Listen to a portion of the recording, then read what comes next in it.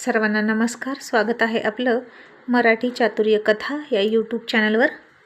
आपल्या चॅनलला लाईक करा, सबस्क्राईब करा आणि बेल आयकॉनवर प्रेस करा, जेणेकरून सगळ्या नोटिफिकेशन्स तुमच्यापर्यंत वेळेत पोहोचतील. चांद मातला 178. चंद्रा आता शशीची आठवण येऊन रडत होती आणि बेडवरच्या त्याच्या रिकाम्या जागेकडे बघून अश्रू गाळत होती. मग मा आल्या आणि म्हणाल्या, चंद्रा उठ ना बेटा, काहीतरी खाऊन घे. अगं तू कालपासून काहीच खाल्लं नाही.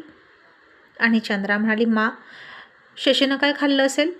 त्याला तिथं काय खायला देत असतील? त्याला तर तिखट पण चालत नाही.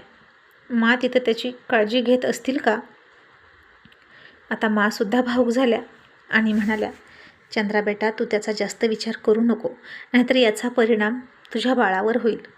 तू प्रेग्नेंट आहेस, प्लीज असं करू नकोस, खाऊन घे.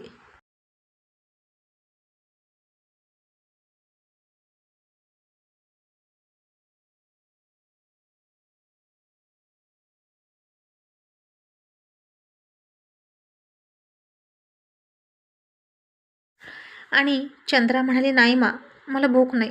शशी तुरुंगात असताना माझ्या घशाखाली घास तरी कसा उतरेल? आणि तिथं आता रविशेठ आले आणि ते म्हणाले, चंद्रा बेटा तुला काय वाटतं, अजित तुरुंगात असताना आमच्या तरी घशाखाली घास उतरेल का? पण तुला खाणं गरजेचं आहे बेटा, तुझ्या बाळासाठी. बेटा तो छोटा जीव तुझ्या पोटात आहे, तो तुझ्या शशीची निशाणी आहे. मग त्याच्यासाठी सुद्धा तू खाणार नाही का? त्या छोट्या बेबीला याची शिक्षा का? आणि चंद्रा म्हणाली, मग बाबा माझ्या शशीला याची शिक्षा का? त्यानं काय पाप केलं होतं? त्यानं कधीच कोणाचं वाईट केलं नाही. त्यानं तर फक्त पाप नष्ट करण्याचा प्रयत्न केला. मग त्याला शिक्षा का बाबा?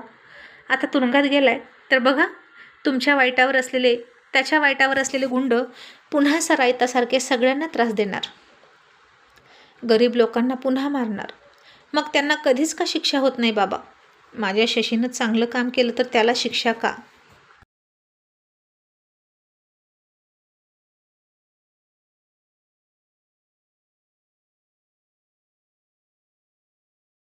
आता चंद्रा जे बोलत होती आणि रवी शेठनं जे प्रश्न विचारत होती ते बरोबर होते.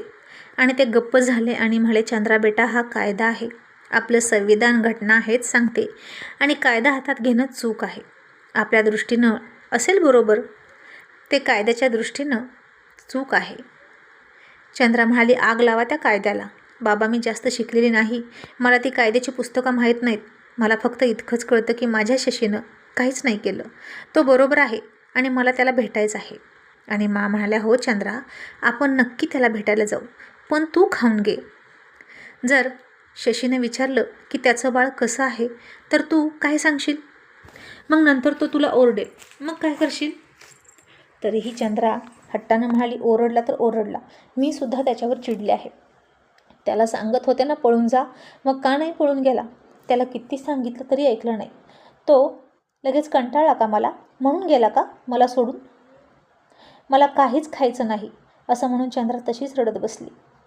आणि आता रवी शेठने अभिजितला जवळ बोलवलं आणि त्याला खुणावलं आणि म्हणाले, बेटा तुझ्या मम्मीला सांग काहीतरी खा. आणि ती आमचं ऐकतच नाही, ती तुझं नक्की ऐकेल. मग अभिजित आला प्लेट घेऊन आणि तिच्यासमोर एक घास पकडत म्हणाला, मम्मी खा ना, तुला डॅडीची शपथ. मम्मी मला पण भूक लागली आहे, मी पण नाही खाल्लं काहीच. मम्मी मला पण डॅडीची खूप आठवण येते. मग तूच रडायला लागली तर मी कसं करू? मम्मी खा ना प्लीज, तुला डॅडीची शपथ. तुझ्या पोटात आपलं बेबी आहे, त्या बेबीची सुद्धा शपथ आणि माझी सुद्धा शपथ. असं म्हणून छोट्या अभिजितनं चंद्राला अनेक शब्दांमध्ये बांधून टाकलं. आणि चंद्राचा नाईलाज झाला. तिनं अभिजितला मिठीत घेतलं आणि खूप खूप रडायला लागली आणि म्हणाली, अभिजित तुझा डॅडी घरी येईल ना? आता छोटा अभिजित तिचे डोळे पुसत म्हणाला, नक्की येणार, पण तू खा. असं म्हणून त्यानं तिला खायला लावलं. पण आता घास तोंडात घेतला तरी चंद्राला भडभडून यायचं आणि ती रडायची.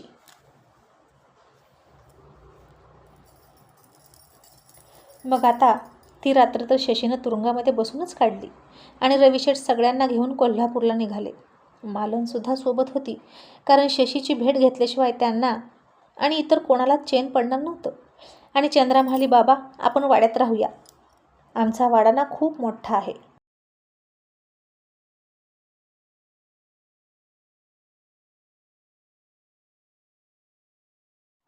आणि रवी शेठ म्हणाले ओके. मग आता सगळेच कोल्हापूरमध्ये इनामदारांच्या वाड्याकडे निघाले. आणि आता इन्स्पेक्टर भालेरावने एक फरारी खुनी जो इतके दिवस पोलिसांच्या हातावर तुरी देऊन पळत होता त्याला पकडला. ही बातमी मीडियापर्यंत पोहोचली आणि पोलीस स्टेशनच्या बाहेर मीडिया त्याची मुलाखत घ्यायला सकाळी सकाळी आली. आणि इन्स्पेक्टर भालेरावच्या कामगिरीचं फारच कौतुक झालं होतं. त्यानंसुद्धा शशीला कसा पकडला ते सगळं सांगितलं. आणि इकडे चंद्रासुद्धा सगळ्यांना घेऊन इनामदार वाड्यात आली. आणि त्या सगळ्यांना बघून त्यांचा जुना नोकर तिथं आला आणि म्हणाला, कोण आहे आणि इथे कसे तुम्ही? आता मालन पुढे आली आणि म्हणाली, काका मी आहे छोटी मालकीन. आणि मग त्या नोकरानं सगळा वाडा काही कामगार लावून स्वच्छ करून घेतला. आणि संध्याकाळ होताच चंद्रानं इनामदार घराण्याची सून म्हणून तुळशीसमोर दिवा लावला आणि तुळशीला हात जोडून म्हणाली, तुळशी माते, या घराण्याचा वारस, या वाड्याचा मालक लवकर घरी येऊ दे. मग आता दुसऱ्या दिवशी भालेरावचं कौतुकच कौतुक सुरू होतं पेपरमध्ये. शशीसोबत त्याचे फोटो होते.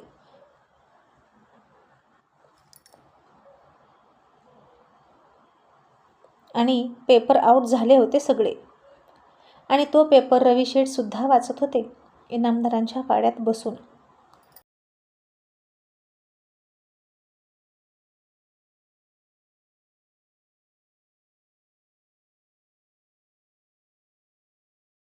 आणि चंद्रा म्हणाली, या इन्स्पेक्टरनं सगळं केलं, तो कधीच सुखी नाही राहणार. आणि रवी शेठ म्हणाले, चंद्रा बेटा त्यानं त्याची ड्युटी केली, त्याला बोलू नकोस. अनेक पोलीस ऑफिसर पाहिले अप्रामाणिक, बिकाऊ, पण एकच असा कोणीतरी प्रामाणिक भेटतो जो त्याच्या ड्युटीशी इमानदार असतो आणि तोच नडतो. याच्याशी बोलून काहीच होणार नाही. अजितला सोडवण्यासाठी दुसरा काहीतरी पर्याय वापरावा लागेल. मग आता सकाळी सकाळी डायनिंग टेबलवर इन्स्पेक्टर भालेरावसुद्धा नाश्ता करत होते. त्यांची बहीण मीरासुद्धा तिथंच होती. त्याची बायको म्हणाली, आज फारच कौतुक चालले तुमचं न्यूजपेपरमध्ये, खूपच मोस्ट वॉन्टेड खुनी पकडलाय का तुम्ही? आणि भालेराव म्हणाले, अगं हो, काही वर्षांपूर्वीच त्यानं इथे एक खून केला होता मानसिंग पाटलाचा. 14 वर्षाची शिक्षा झाली होती आणि 3 वर्ष शिक्षा भोगून तो पळून गेला होता तुरुंगातून. आणि आता मुंबईमध्ये जाऊन सुद्धा इल्लिगल धंदेच करत होता. तिथे मात्र त्याच्या विरोधात पुरावे नव्हते म्हणून सापडत नव्हता, पण कोणत्या ना कोणत्या गोष्टीत सापडला. आणि आता सगळ्या गुन्ह्यांची शिक्षा मिळणार बघ त्याला. आणि त्याची बायको म्हणाली, अहो बघा ना, किती देखणा हँडसम आहे, सुशिक्षितसुद्धा असेल, मग लोक अशा मार्गाला का वळतात तेच कळत नाही. आणि आता मीरा म्हणाली, बघू.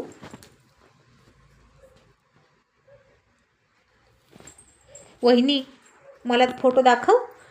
आणि तो फोटो बघून त्याची बहीण मीरा चकित होऊन म्हणाली, दादा, अरे तू कोणाला पकडलं?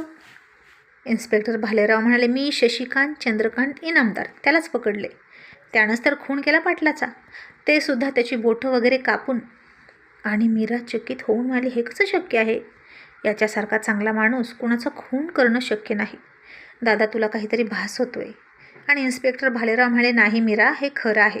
अगं त्याची सगळी हिस्ट्री आहे की माझ्याकडे. मीरा म्हणाली, अरे पण यानंच माझी अब्रू वाचवली होती.